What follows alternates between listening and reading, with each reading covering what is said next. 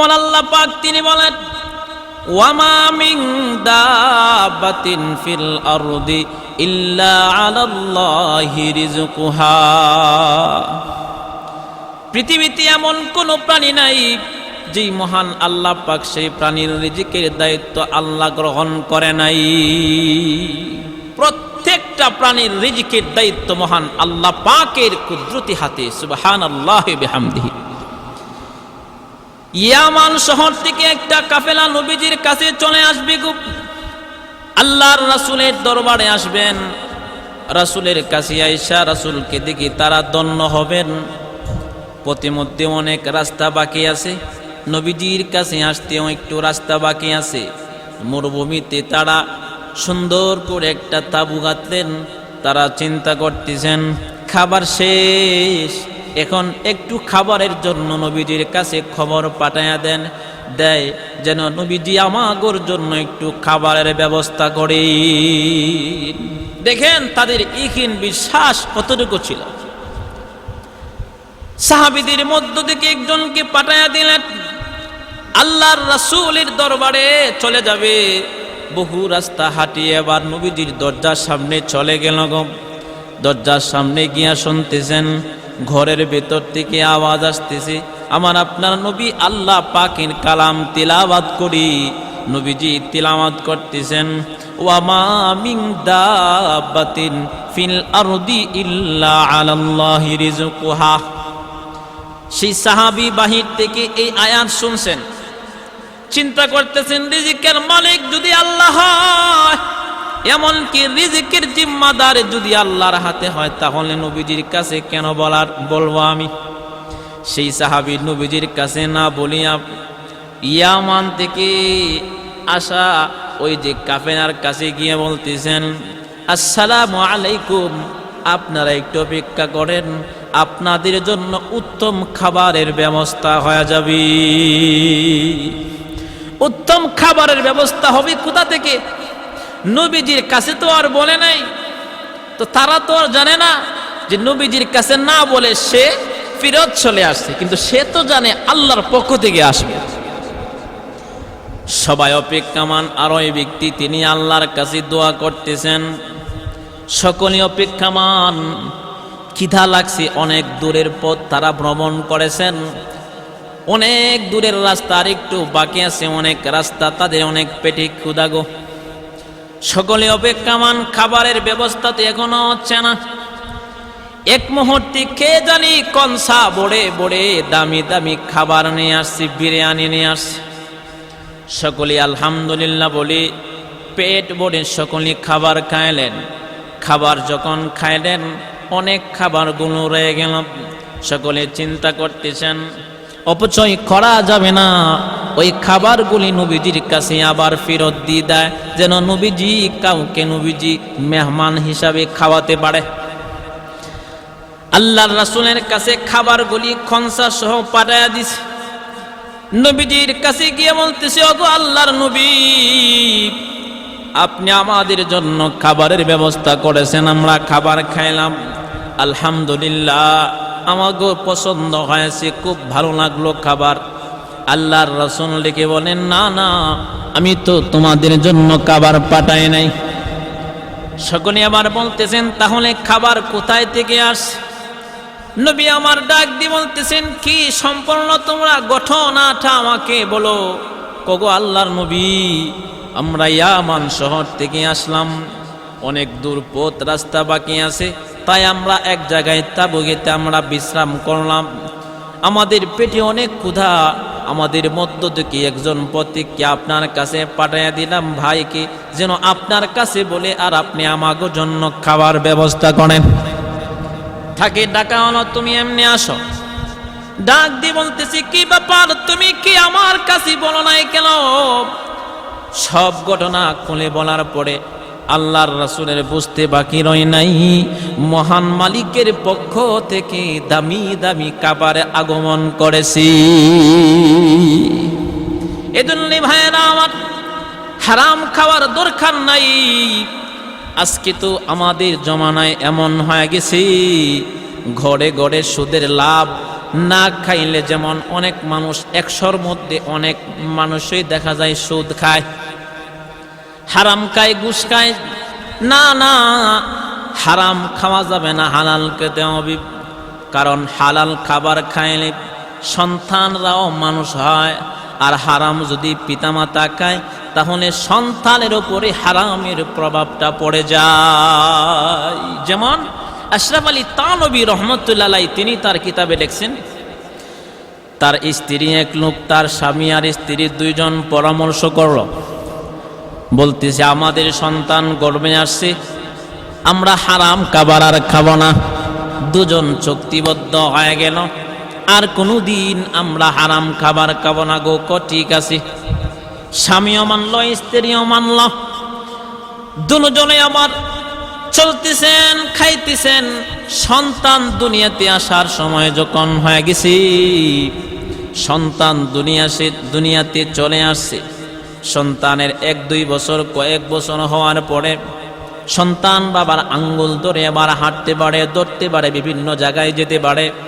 ও আমার বাবাজিরা, ও আমার ভাইয়েরা গো, মা বোনেরা, যারা সুদ খান, যারা হারাম খান, একটু মনোযোগ সহকারে এই ঘটনাটা শোনেন। হাকিমুল উম্মত আশরাফ আলী থানভী রহমতুল্লাহ আলাইহি তিনি বলতেছেন, এক মুহূর্তে সন্তান আঙ্গুল ধরে হাঁটতে পারে, বিভিন্ন জায়গায় বাবার সাথে যেতে পারে। একদিন বাবা ডাক দিয়ে বলতেছেন, চলো তোমাকে বাজারে নিয়ে যায়। সন্তান বাবার আঙ্গুল ধরে বাজারে যাইতেছে। প্রতিমধ্যে একজন বড়ই ব্যবসায়ী বড়ই বিক্রি করে, তার খাসার মধ্যে সাজাইতেছে। বড়ই মনে হয় হাটে নিয়ে যাবে অথবা বাজারে নিয়ে যাবে। সন্তান বাবার আঙ্গুল ছেড়ে ওই কাঁচা থেকে এক মুঠো বড়ি নিয়ে আসে। সন্তান দৌড় আরম্ভ করছে, ধরতেছে আর খাইতেছে। বাবার মনে অনেক কষ্ট লেগে গেল, আর কিছু সন্তানকে মনে নাই। বাড়িতে চলে আসছেন, বাড়িতে ছড়ি একটা দাঁড় করছে। ছড়ি একটা দাঁড় করে বলতেছেন, তুমি সত্য করে বলো, তুমি কি কোনোদিন হারাম খেয়েছো নাকি আমার সন্তান পেটে আসার পরে? ও আমার মা বোনেরা, আজকে সন্তানেরা আমাদের কত মিথ্যা কথা বলে।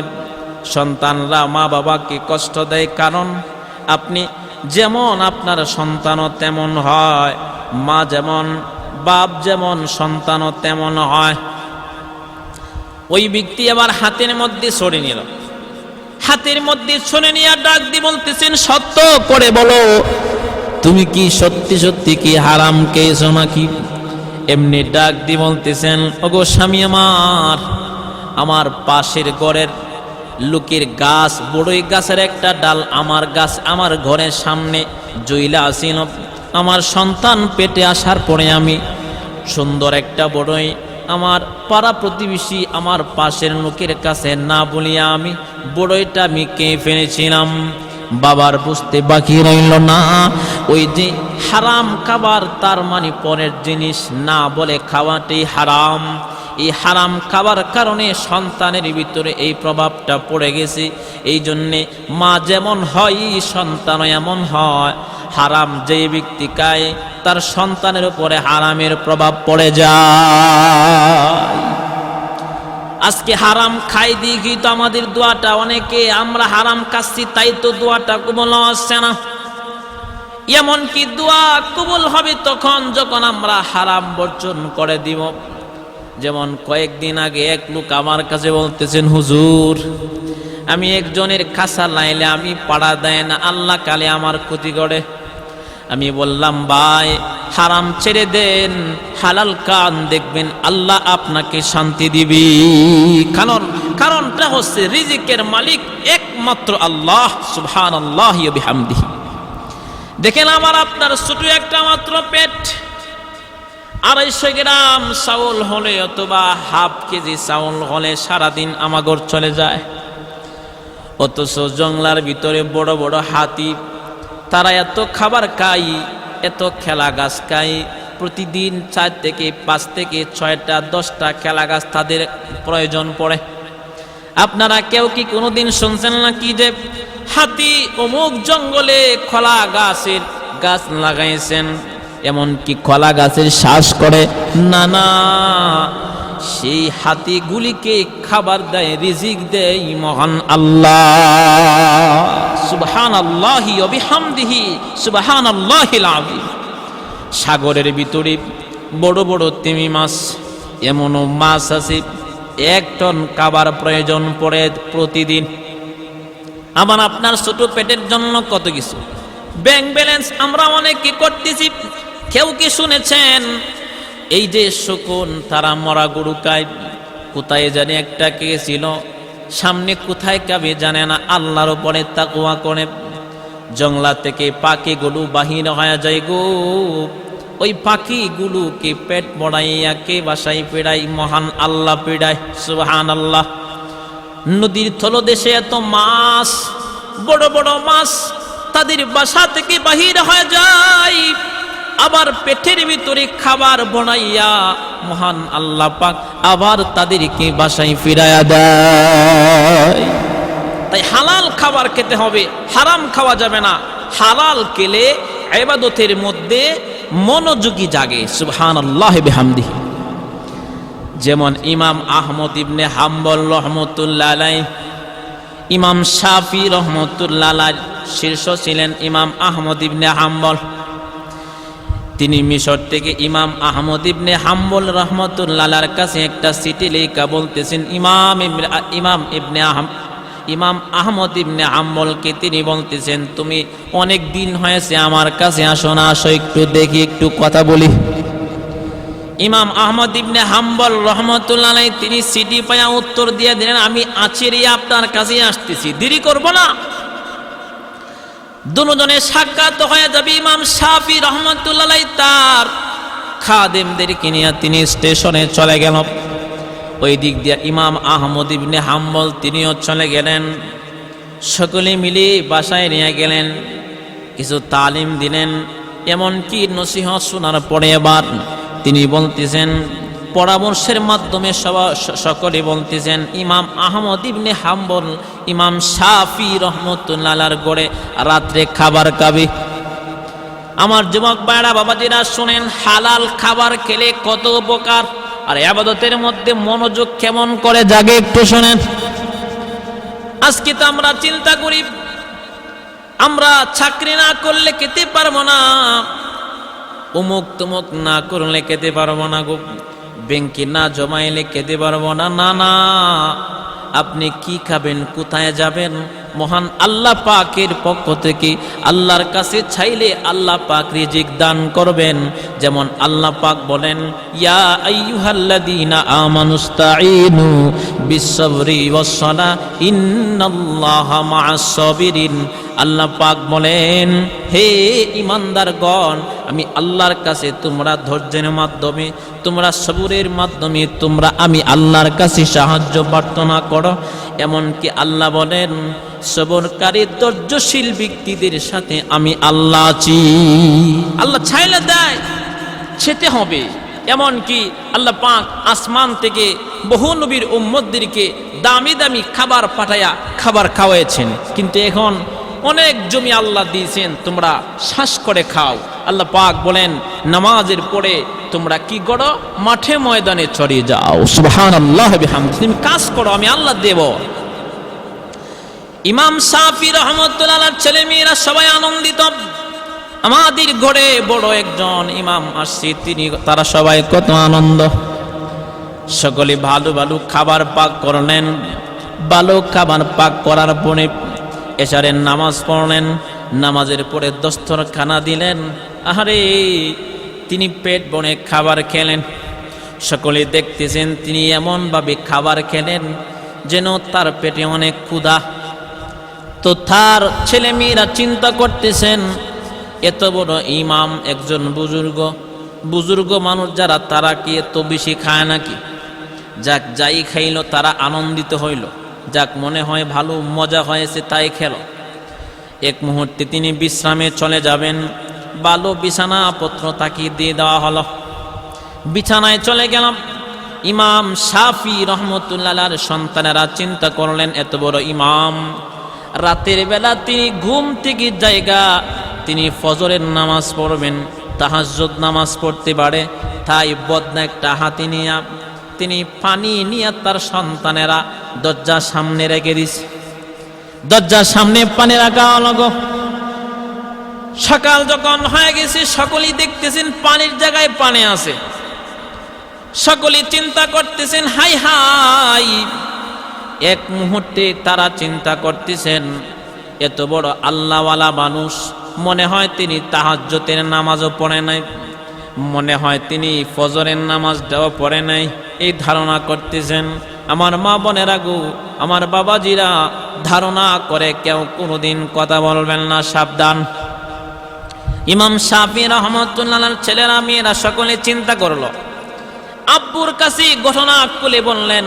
ইমাম শাফি রহমাতুল্লাহর কাছে ঘটনা খুলে বলতেছেন, এত বড় ইমাম, তাকে দাওয়াত করলেন, তিনি দেখা যায় তাহাজ্জুদ নামাজও পড়ে নাই, এমনকি ফজর কি পড়ে নাই, নাকি পানির জায়গায় পানি আছে। ইমাম শাফি রহমাতুল্লাহ তিনি ডাক দিয়ে বলতেছেন, ইমাম আহমদ ইবনে হাম্বলকে বলেন, কি খবর, আপনার এই হাল কবে থেকে হলো? এমনি তিনি ডেকে বলেন, ওগো ইমাম শাফি, আপনার ঘরে আমি খাবার যখন খেতে বসলাম, আমার সামনে যখন খাবার চলে আসলো, আমি তাকায়া দেখি আসমান থেকে রহমত ঢুকতেছে, বৃষ্টির মতো বরকত নাজিল হইতেছে। আমি চিন্তা করলাম বরকতি খাবার একটু বাড়ায় খেয়ে ফেলি, প্রয়োজনে আমি একবেলা খিদায় থাকবো, কারণ কখন জানি আবার আমি বরকতি খাবার সামনে আমি পাই। কারণ তিনি তো সফরে আসছে, তিনি তো জানে না খার ঘরে বরকত বেশি। এক মুহূর্তে তিনি বলতেছেন, আমি বহুদিন পরে আমি বরকতি খাবার খাওয়ার কারণে আমি এশারের নামাজের উযু দিয়ে আমি ফজরের নামাজ পড়েছি, সারা রাত আমি তাহাজ্জুদ পড়েছি। এমনকি তিনি বলেন, আমি এত বরকতি খাবার খাওয়ার কারণে একটা কোরআন শরীফের আয়াত থেকে আমি 100 মাসআলা আমি হল করেছি। তো ভাই, রিজিক, উত্তম রিজিক খেতে হবে, হারাম খাওয়া যাবে না। হারাম খাওয়া তো হারাম, আর হারাম যে ব্যক্তি খাবে সেই ব্যক্তির ইবাদতের মধ্যে মনোযোগ জাগবে না। কারণ রিজিকের মালিক আল্লাহ। আল্লাহ কত বড় রিজিকের মালিক। হযরত সুলাইমান আলাইহিস সালাতু ওয়াস সালাম, এত বড় তিনি সিংহাসনের মালিক ছিলেন, আল্লাহ পাক দিয়েছিলেন, এত নিয়ামত তাকে দিয়েছিলেন, এত বড় বাদশাহী তাকে আল্লাহ দান করেছিল গো। জিনেরা তার কথা শুনতো, বাতাসের মধ্যে সেই প্রাণীদের কথাও তিনি শুনতে পারত, পিঁপড়ার কথাও তিনি বুঝতে পারত। সুবহানাল্লাহ। সুলাইমান আলাইহিস সালাতু ওয়াস সালাম আল্লাহর কাছে একদিন ডাক দিয়ে বলতেছেন, আল্লাহ, তুমি আমাকে এত বড় বাদশাহী দিলা, এত বড় বাদশাহী তুমি আমাকে দিলা, আমাকে তুমি একটু অনুমতি দাও, আমি যত প্রাণী আছি সবাইকে আমি 3 বেলা খাবার খাওয়াতে চাই। আল্লাহ পাক ডেকে বলেন, সুলাইমান, তাহলে আমার রিজিকের ভান্ডার কি করব? আল্লাহ সেটা একটু স্থগিত রাখো। সুলাইমান আলাইহিস সালাতু ওয়াস সালাম কে বলতেছেন, তুমি পারবা না? কোনা গো মালিক, তুমি একটু অনুমতি দাও। শেষ পর্যন্ত আল্লাহর কাছে সুলাইমান আলাইহিস সালাতু ওয়াস সালাম বলতেছেন, আল্লাহ, তুমি একটু অনুমতি দাও, দুপুরের লাঞ্চটা আমি যেন সমস্ত প্রজাদেরকে আমি খাওয়াতে পারি, সমস্ত প্রাণীদেরকে আমি খাওয়াতে পারি, সেই ব্যবস্থাটা যেন করতে পারি, একটু অনুমতি দাও। অনেক দোয়া করার পরে আল্লাহ অনুমতি দিয়ে দিল। সুলাইমান আলাইহিস সালাতু ওয়াস সালাম এবার পাক শাক শুরু করলেন। তিনি এত বড় একটা ডেক পাতিল রেডি করলেন, সেই পাতিলের মধ্যে একবারে পাক করতে পারত 80 মণ খাবার। কয় মণ? 80 মণ খাবার একবারে পাক করতে পারত। সুবহানাল্লাহি ওয়া বিহামদিহি। 80 মণ খাবার এক চুলাতে এক পাকি হয়ে যেত।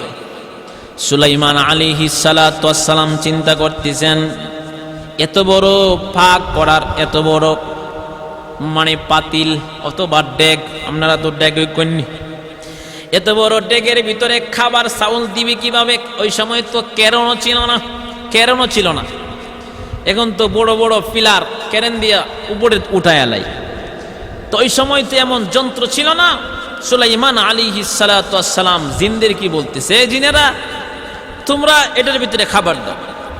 সুলাইমান আলাইহিস সালাতু ওয়াস সালাম তিনি আল্লাহর কাছে ডেকে বলে, আল্লাহ এত বড় চুলার মধ্যে পাক হবে, একবারে পাক হবে 80 মণ, তো আমি এত বড় চুলা পামু কোথায়?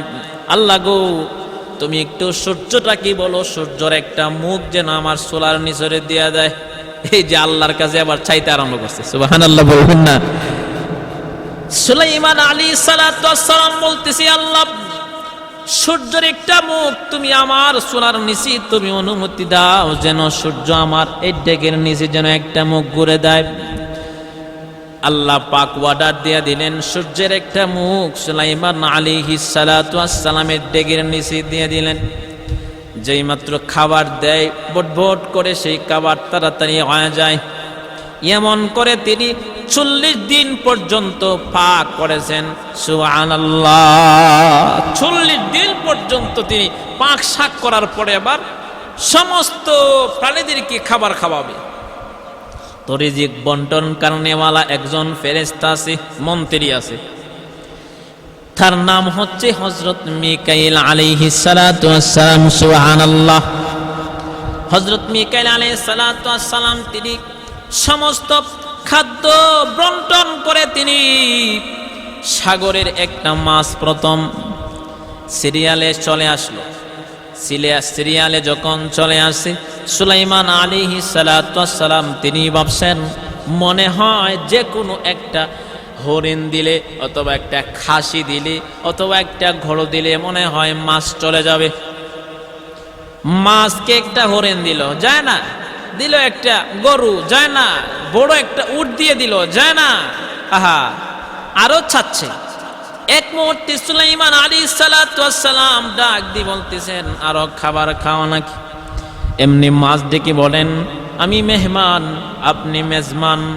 মেজমান আমি যতক্ষণ খাই ততক্ষণ আপনি আমাকে খাবার দেওয়া লাগবে। সুলাইমান আলাইহিস সালাতু ওয়াস সালাম দেখতেছেন ওই মাছ যত খাবার ছিল সব খাবার তাকে দিল, তারপরেও মাছ বলতেছেন আরো খাবে।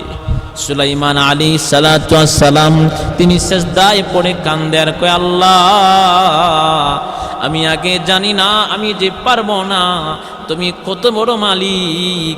এই মাছ ডেকে বলেন, ওগো সুলাইমান আপনি শোনেন, আপনি আমাকে এতগুলো খাবার দিলেন শুধু একটা লোকমা, মহান মালিক আমাকে প্রতিদিন 3টা লোকমা এমন খাবার আমাকে প্রদান করে।